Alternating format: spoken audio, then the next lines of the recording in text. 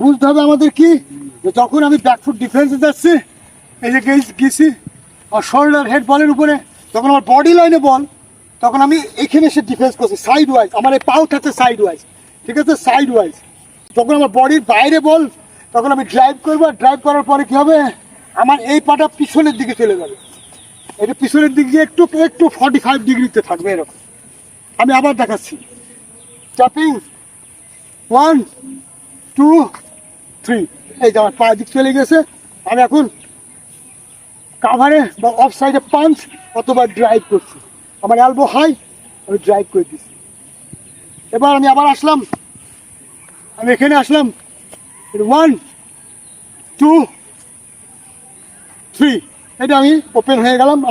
আমার দুই পা ওপেন করে দিলাম, অন সাইডে চলে গেলাম। এদিকে আমি ড্রাইভ করি। ওকে, আবার দেখো ট্যাপিং 1 2, যদি বল আমার অফ সাইডে আরো বাইরে থাকে তখন আমি কাট মাসি, আমি আসলাম উপর থেকে নিচে টাক, শেষ, ঠিক আছে। আবার আমি আসলাম, আবার দেখাচ্ছি, আবার পজিশনে আসলাম, শর্ট বল আর বডি লাইনে টাক পুল। আমি আবার বলছি ব্যাট উপর থেকে নিচে আসবে, রাইট হ্যান্ডের শট, উপর থেকে টাক নিচে, শেষ। ওকে, আন্ডারস্ট্যান্ড?